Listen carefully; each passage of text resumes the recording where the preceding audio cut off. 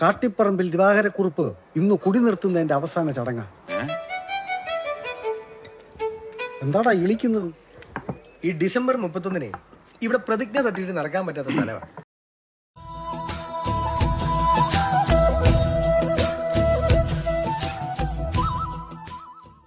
Cinema ഇഷ്ടമായിരുന്നു, costume ചെയ്തു, പല പടങ്ങളും ചെയ്ത് കുഞ്ഞു പടം. തിരുവനന്തപുരം വിട്ടെനിക്കൊരു അറിവില്ലാത്തൊരു സമയം, അത്ര യാത്ര ചെയ്ത് അറിയില്ലാത്ത ഒരു സാധാരണ ഒരു തയ്യക്കാരൻ്റെ അറിവ് വെച്ചുള്ളൊരു കളിയായിരുന്നു കളിച്ചത്. അപ്പോൾ അതൊരു പിറവി വരെ ചെയ്ത് അത് സ്വാതന്ത്ര്യമൊക്കെ ഷായി സാർ തന്നെയാണ്. പിറവിയും പ്രിൻസിപ്പളുകൾ അങ്ങനെയൊക്കെ ഷായി സാറിനെയൊക്കെ പരിചയമുണ്ട്. അങ്ങനെയാണ് പിറവി ചെയ്യുന്നത്. അപ്പോൾ അത്തരം പടങ്ങളൊക്കെ നമ്മൾ ചുറ്റുവട്ടത്തിൽ ചെയ്തിട്ട് പിന്നെ അത് നമുക്ക് സാമ്പത്തികമായിട്ടൊക്കെ അത് അങ്ങനെ നടന്നാൽ പറ്റത്തില്ല എന്ന് വിചാരിച്ചിട്ട് ഞാനൊന്ന് മതിയാക്കി പിന്നെ ഒരു തയ്യക്കടയിലേക്ക് വീണ്ടും ഒതുങ്ങുമ്പോഴത്തേക്കാണ് ആ പഴയ നേരത്തെയുള്ള പരിചയം വെച്ച് ഉണ്ണിത്താനും ശ്രീഷുണ്ണിത്താനും സലീം ലത്തീഫ്ക്ക പ്രൊഫഷണലൊക്കെ വിളിക്കുന്നത് പത്മരാജ സാറിൻ്റെ ഒരു സിനിമയ്ക്ക് വർക്ക് ചെയ്യാനൊക്കെ ഉണ്ണിച്ചേട്ടൻ പറഞ്ഞിട്ട് അദ്ദേഹം വിളിക്കാൻ പറഞ്ഞു. മദ്രാസിൽ നിന്നാണ് സ്ഥിരം ചെയ്യുന്നത്. അപ്പോൾ തിരുവനന്തപുരത്ത് അടുത്തുള്ള ഒരാളാണെങ്കിൽ സൗകര്യം ഉണ്ടല്ലോ എന്ന് വെച്ചിട്ട് വിളിപ്പിച്ചതാണ്. എനിക്കൊന്ന് അമ്മയുടെ അടുത്ത് വാക്ക് കൊടുത്തിട്ടാണ് പിന്നെ ഒരു മൂന്നാമത്തെ തയ്യക്കട തുടങ്ങുകയാണ്. ഇനി പൊളിയില്ല എന്നുള്ളത് എല്ലാം മതിയാക്കി, ഇനി അങ്ങനെ പോവില്ല. എനിക്കങ്ങ് ഭയങ്കര എത്രയോ ദിവസമായിട്ട് എനിക്ക് സുഖമില്ലാത്തൊരു സമയമായിരുന്നു.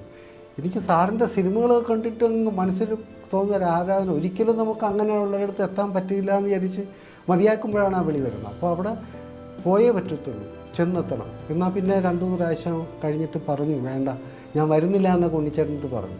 അപ്പോൾ വീണ്ടും വിളിച്ചെനിക്ക് ബുദ്ധിമുട്ടൊന്നുമില്ല, നീ നമ്മളൊക്കെ ഇല്ലേ എന്നൊക്കെ പറഞ്ഞിട്ട് ഞാൻ പോയി. കട തൽക്കാലം അടച്ചിട്ടിട്ടൊക്കെ പോയി. അത് അങ്ങനെ ചെയ്തില്ലായിരുന്നെങ്കിൽ എനിക്ക് തോന്നുന്നു ഇന്നിപ്പോൾ ഞാൻ അങ്ങനെ ഈ ഒരു കോസ്റ്റ്യൂമറായി വളരും. നല്ലൊരു കോസ്റ്റ്യൂമർ എന്നൊക്കെ പറയുന്ന രീതിയിൽ പലരും പറഞ്ഞ് കുറേ പടങ്ങൾ കിട്ടി. പത്മരാജൻ്റെ കോസ്റ്റ്യൂമർ എന്ന നിലയ്ക്കാണ് പിന്നെ പല പടങ്ങൾ കിട്ടുന്നതും. കേരളം ഈ തിരുവനന്തപുരം അല്ലാതെ ഞാൻ യാത്ര ചെയ്യുന്നതും ഒക്കെ അതുകൊണ്ടാണ്. ഓ ജയ, ഇതെന്റെ ബ്രദർ രവി. ഇത് lieutenant Jaya. Hi. Hi. So ലഡാക്കിലായിരുന്നു അല്ലേ ട്രെയിനിങ്? യെസ്. രാജസ്ഥാനിലും? യാ. റിയലി? വൈ? ഞാനൊരു പെണ്ണായതുകൊണ്ടാണോ? നോ, എങ്ങനെ മാനേജ് ചെയ്യുന്നു?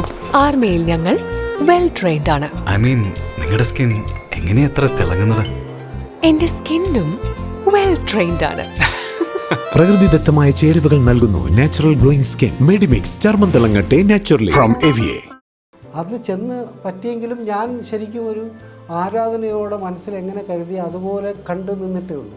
സാറ് പറയണത് പലപ്പോഴും ഞാനിങ്ങനെ നോക്കി നിൽക്കുമെങ്കിലും മനസ്സിൽ പതിയൊന്നുമില്ല. എങ്കിലും വളരെ കാര്യമായിട്ട് എല്ലാം പറഞ്ഞു തരും. പർച്ചേസ് ചെയ്യാൻ പോകുമ്പോൾ കൂടെ വരും.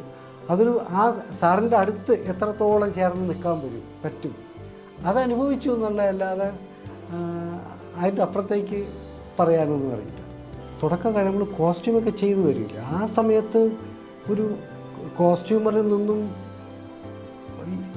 പൂർണ്ണമായിട്ടും നടനെന്നും പറഞ്ഞ് നിൽക്കേണ്ടി വരുന്നൊരു മാറ്റം ഉണ്ടായിരുന്നു. കോസ്റ്റ്യൂം ഇട്ടിട്ട് തീർക്കാനും നിവർത്തിയില്ല. അവിടെ പോയി പൂർണ്ണമായിട്ട് നിൽക്കാനും വയ്യാത്ത രീതിയിലൊരു CD ഉണ്ണികൃഷ്ണൻ പോലുള്ളൊരു മാറ്റം വന്നു. അപ്പോഴും വല്ലാണ്ട് കരഞ്ഞു പോയിട്ടുണ്ട്.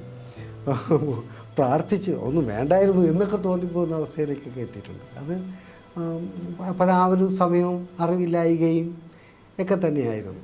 അല്ലാതെ ആരും നോവിച്ചിട്ടൊന്നുമില്ല. കളിയാക്കുകയോ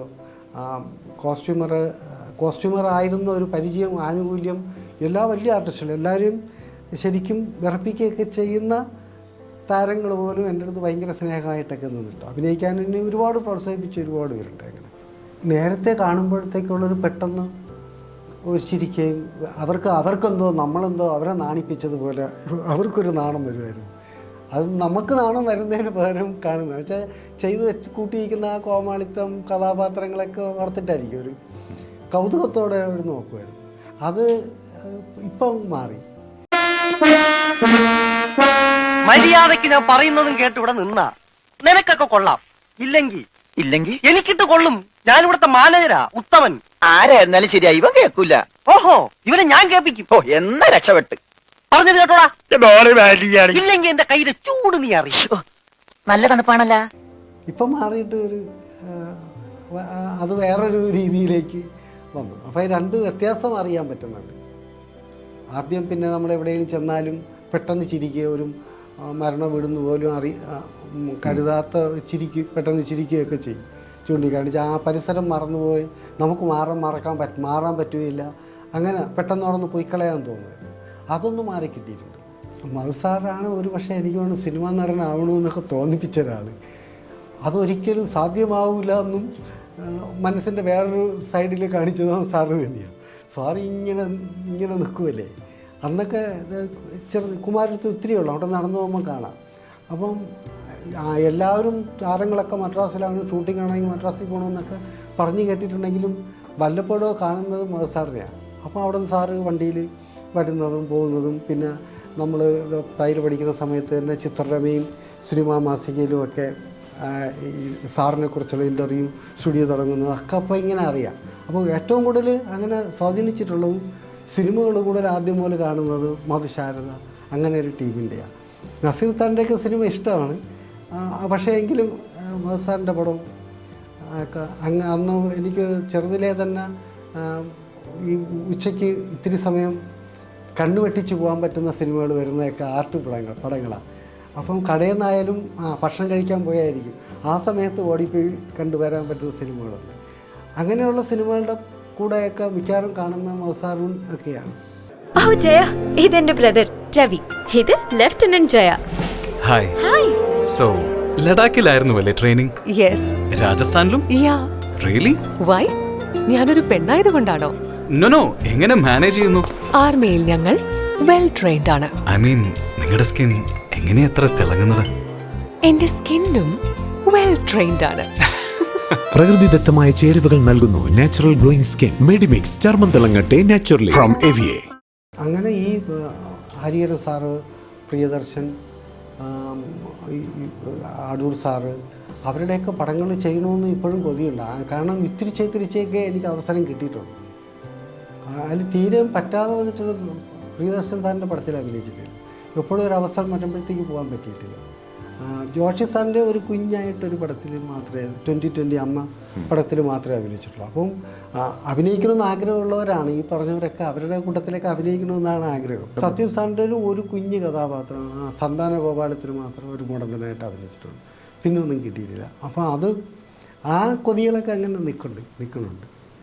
അത് സാഹിത്യത്തിൻ്റെ ഒരു സ്വാധീനം സിനിമയ്ക്ക് കൂടിയേ തീരൂ എന്നുള്ളതാണ്. അങ്ങനെ ഉൾക്കരുത്തുണ്ട സിനിമ എന്നും ഓടും. അതിന്ന് മാറി നിൽക്കുന്ന സമയം സിനിമകൾ ഒരു പറ്റം ഇറങ്ങുമ്പം കുറേ നാൾ ജനം സിനിമയെ വെറുക്കും. നമുക്ക് ജീവിതമായിട്ട് ചേർന്ന് നിൽക്കുക എന്നുള്ളത് തന്നെയാണ് അതിൻ്റെ. അങ്ങനെയുള്ള സാഹിത്യമായിട്ട് ചേർന്ന് നിൽക്കുന്ന സിനിമകൾക്ക് ഒരിക്കലും അത് പഴയതോ പുതിയതോ ഒന്നുമില്ല, അതിനെന്നും ആയുസുണ്ട്. പുരോഗതിയാണ് വളർച്ച. നമുക്ക് അവരെ പോലെ ആവണം, നമുക്ക് വിദേശ രാജ്യം പോലെ നമുക്ക് വളരണ്ടേ, നമുക്ക് മുഖച്ഛായ മാറണമെന്നൊക്കെ പറയുമെങ്കിലും മുഖച്ഛായ അങ്ങനെ മാറുമ്പോൾ നമുക്ക് ഒരുപാട് വേറെ നഷ്ടങ്ങളും വരുന്നുണ്ട്. നമുക്ക് തറവാട്ടിൽ നിന്ന് എന്തൊക്കെയോ പോയി, കൈവിട്ട് പോയി എന്ന് പറയുന്ന പോലെ തിരിച്ചു പിടിക്കാൻ പറ്റാത്ത കുറേ മൂല്യങ്ങളും കൂടെ പോകുന്നുണ്ട്. അതെപ്പോഴും പഴയ ആൾക്കാരെ മാത്രം ആദ്യം പിടിപ്പിക്കുന്ന കാര്യം.